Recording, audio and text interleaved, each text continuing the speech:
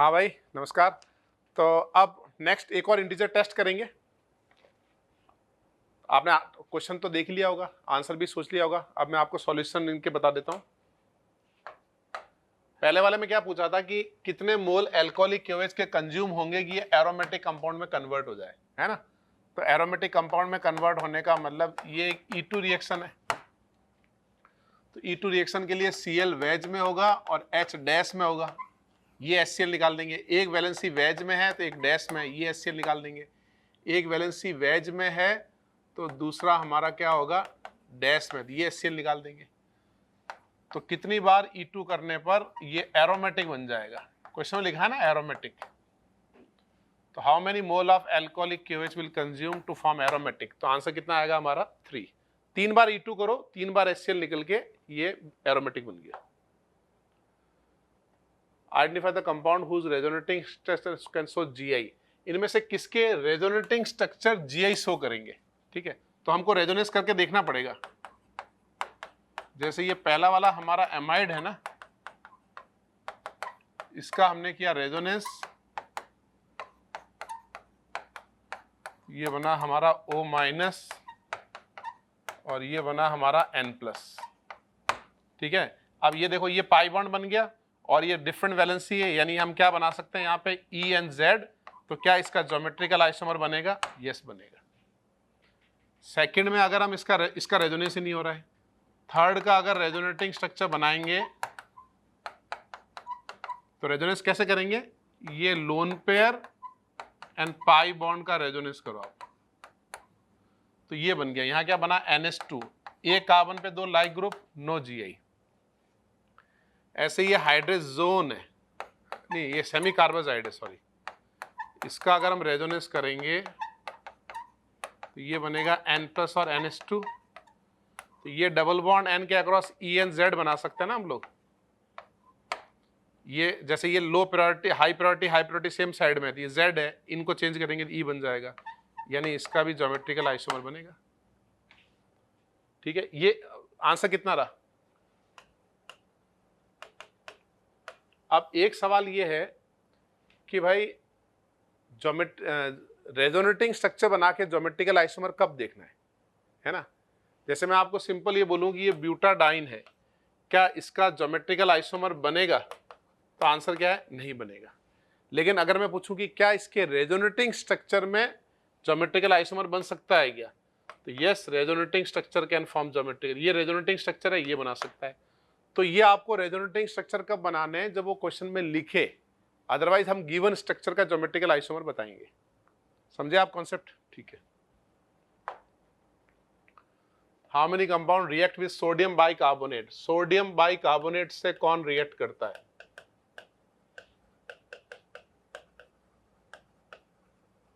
कौन रिएक्ट करता है? इससे रिएक्ट करता है एसिड, नाइट्रोफिनॉल, पैरा नाइट्रोफिनॉल, है ना। तो जैसे ये एसिड है, ये CO2 गैस इवॉल्व करके रिएक्ट करेगा, पैरा नाइट्रो करेगा। सल्फोनिक तो कार्बोक्सिलिक से भी ज्यादा एसिडिक है, वो रिएक्ट करेगा, है ना। ये CO2 से कर रहा है, सल्फोनिक इजीली करेगा। एल्डिहाइड से रिएक्शन नहीं होगी। ये भी हमारा कार्बोक्सिलिक एसिड है तो बाइकार्बोनेट से रिएक्ट करेगा। 6 वाला नाइट्रोफिनॉल, ये तो पिक्रिक एसिड है, ये तो आसानी से एस दे देगा क्योंकि ये तो नाम ही एसिड है इसका, तो picric acid. And what about ethanol? ये रिएक्ट नहीं करेगा। तो 1 2 3 4 5, तो आंसर क्या रहेगा हमारा? 5। समझ गए आप? ठीक है। How many following compound will not show SN2 reaction. इनमें से कितने कंपाउंड जो है वो SN2 रिएक्शन शो नहीं करेंगे, नॉट शो SN2, है ना। तो बताओ अपन कैसे करेंगे नॉट शो SN2 का मतलब? ये तो शो करेगा, ये अल्फा हेलो इथर ये भी करेगा, 2 डिग्री हैलाइड ये भी करेगा। ये नियोपेंटाइल है, तो neopentyl is notorious toward SN2। Notorious क्यों? क्योंकि उसके अल्फा पे टर्सी ब्यूटाइल लगा, स्टेरिक हिंड्रेंस होगा। ये तो मोस्ट रिएक्टिव टूवर्ड SN2 है। अल्फा हेलो ईथर की इसका रेट ऑफ SN2 कितना था? 1 लाख टाइम। ठीक है, ये एंटी एरोमेटिक हो रहा है। ये sp2 carbon will not undergo SN2 और ब्रिजहेड भी नॉट अंडरगो SN2। तो आंसर कितना रहेगा हमारा 4। फिफ्थ बताओ, glycine, valine, leucine, cysteine, arginine, methionine, lysine, tryptophan, sulphur containing amino acid कौन से हैं? सल्फर कंटेनिंग एमिनो एसिड एक तो हमारा सिस्टीन है,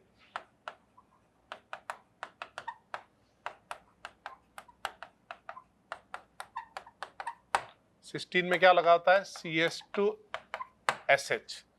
और दूसरा सल्फर कंटेनिंग कौन है? मिथियोनिन। आप मेरा रैप सॉन्ग भी सुन सकते हो इसका।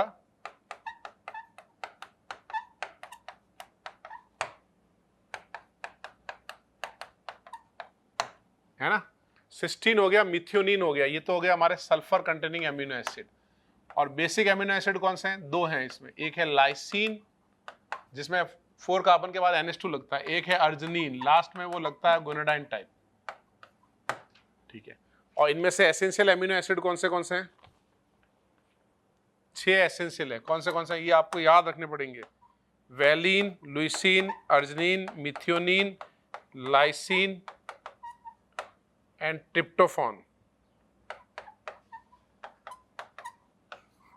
ये जो 6 हैं ये है हमारे एसेंशियल। ये आप एनसीईआरटी में दे रखा है, कौन से एसेंशियल कौन से नॉन एसेंशियल, वो याद होने चाहिए। ठीक है, तो सब मिला के कितने हुए भाई? 2 + 2 + 6/4, 10/4 मतलब कितना हुआ? 2.5। समझ गए?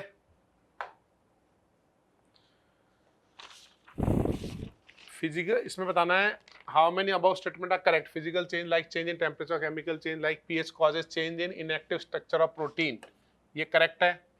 1, 2, 3 स्ट्रक्चर चेंजेस, ये भी करेक्ट है।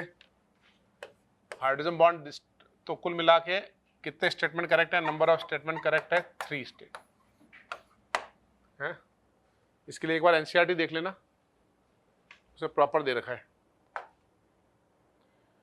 D glucose X mole of phenyl hydrogen से रिएक्ट करके क्या बनाता है?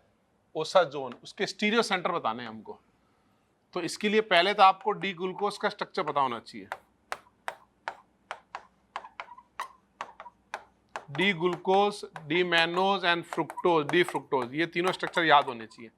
ठीक है, तीनों में क्या था? ये लास्ट के 4 कार्बन हमारे सेम थे, यही था ना। अब हमारा ओसाजोन क्या होता है? ओसाजोन में आपको फिनाइल हाइड्रोजन डालना होता है 3 मोल। और कैसा मीडियम लेते हैं? Mild basic. ठीक है, तो सेकंड कार्बन की कायरलिटी लॉस हो जाती है, सिर्फ इतने पोर्शन में ओसाजोन बनता है ना।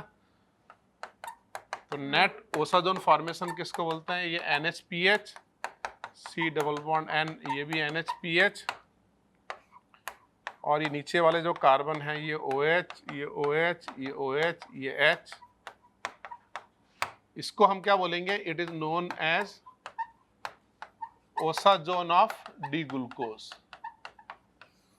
ऐसे अगर मान लो या मेनोज होता ना तो उसको क्या बोलते हैं? Osazone of mannose. ऐसे फ्रुक्टोज होता तो क्या बोलते हैं? Osazone of fructose. यानी ओसाजोन मतलब ये वाला जो पैटर्न है ना, इसको बोलेंगे अपन ओसाजोन। ठीक है, अब हमको पूछा नंबर ऑफ स्टीरियो सेंटर। तो देखो ये कार्य सेंटर है, ये कार्य सेंटर है, ये कार्य सेंटर है, लेकिन हमको स्टीरियो सेंटर पूछे हैं, तो इसका ज्योमेट्रिकल आइसोमर बनेगा। तो ये भी स्टीरियो सेंटर है, ये भी है, ये भी है, ये भी है। यानी इस केस में x की वैल्यू तो आती है 3 जो मैकेनिज्म से आती है, स्टीरियो सेंटर कितना आएंगे? 7। तो हमारा आंसर कितना रहा? 10, है ना। अगर कार्य सेंटर पूछा होता तो हमारा आंसर कितना होता? 3। स्टीरियो सेंटर पूछा है तो ये GI शो कर रहे हैं, तो इनको भी काउंट करना है। How many compound shows dipole? तो देखो ये अनसिमेट्रिकल एल्कीन है, इसका डाइपोल आएगा। ये सिस, दोनों वेक्टर सेम साइड में, इसका डाइपोल आएगा। ये ट्रांस है, इसका डाइपोल नहीं आएगा। इसमें देखो इसका डाइपोल आएगा, क्योंकि ये ऑल्दो ट्रांस है लेकिन ये साइनाइड है ना, तो दोनों वेक्टर सेम साइड में, तो इसका डाइपोल आएगा। ऐसे ही तो लाइक ग्रुप लगे हैं, इसका डाइपोल भी 0 है। इसमें तो कन्फर्मर बनेंगे ना, ऐसे OH के कन्फर्मर बनेंगे, यानी एक बार H इधर, एक बार H इधर, तो इसका भी डाइपोल नॉन जीरो है। इसके भी कन्फर्मर बनेंगे, इसका भी डाइपोल आएगा बिकॉज ऑफ इट्स गॉच फॉर्म। तो जब हमारे पास गॉच फॉर्म होती है तो डाइपोल कन्फर्मर के केस में कैसे देखते हैं? उनके कन्फर्मर डिसाइड करते हैं ना डाइपोल, तो ये वाला डाइपोल भी आएगा। इसका भी डाइपोल है, इसका भी डाइपोल है, समझे आप? ठीक है, तो कन्फर्मर में आपको कन्फर्मर बना के डाइपोल निकालना है। तो आंसर कितना रहा, 3 और 2 हो गया हमारा 5।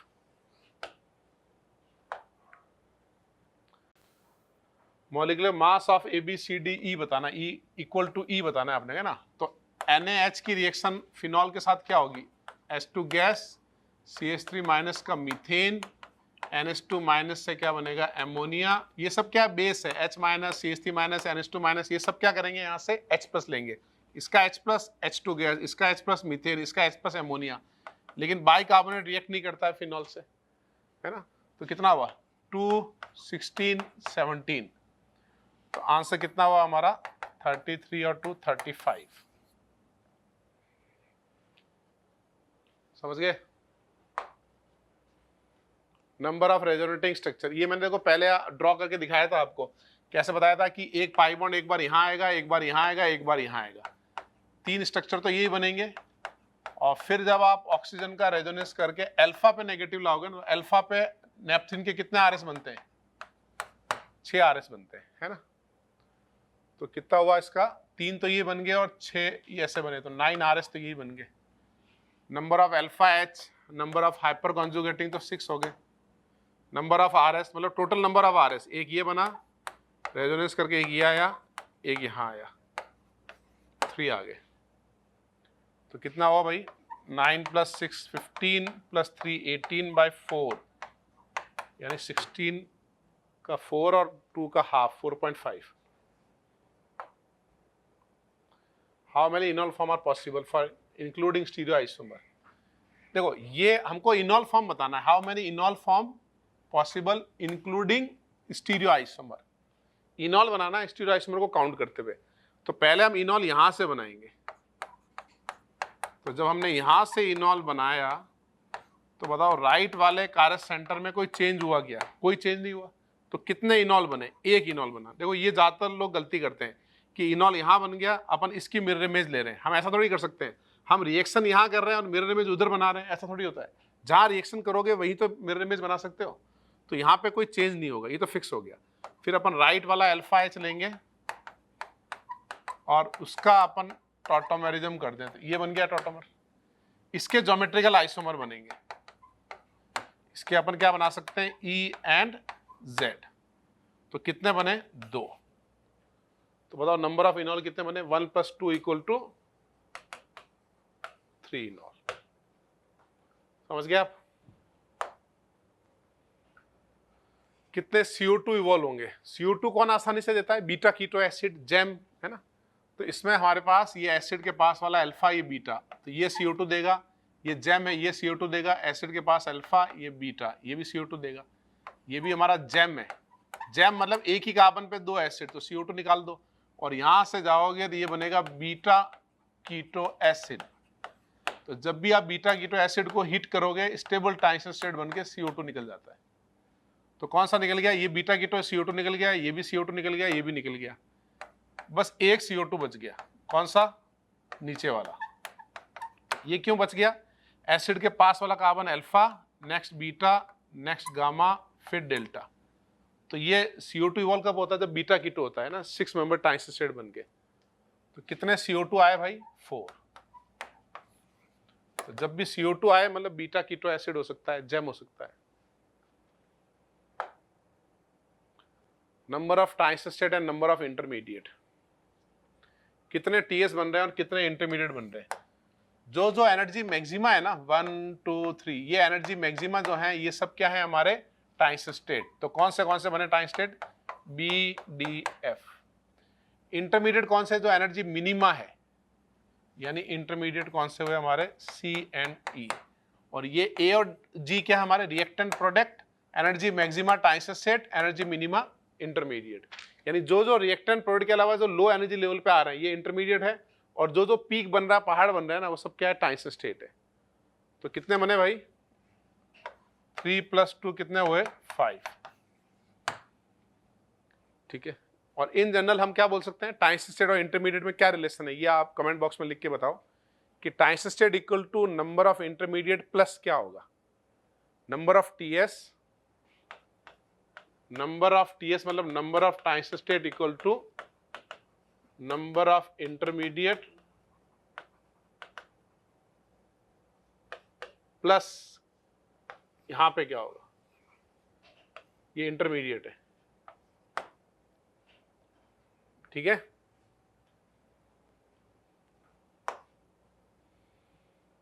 चलो ये हो गया एक और आपका इंटीजर टाइप टेस्ट। मिलते हैं फिर आगे। और मैं आजकल ये देखता हूँ कि जो मेरे YouTube चैनल पे है ना, बहुत सारे व्यूज़ तो बहुत ज़्यादा आते हैं, है ना। जैसे देख लो पिछले 28 दिन में 1 मिलियन व्यू, 1.2 मिलियन व्यू, लेकिन सब्सक्राइब लोग कम करते हैं। तो सब्सक्राइब जो करने का है ना, वो फ्री है, उसके पैसे थोड़ी लग रहे हैं। तो अगर आपको लगता है चैनल से कुछ वैल्यू मिल रही है ना, कुछ आपको फ़ायदा हो रहा है, ठीक है, तो आप प्लीज़ मेरा चैनल सब्सक्राइब ज़रूर करें। मिलते हैं फिर आगे। जय हिंद, जय भारत।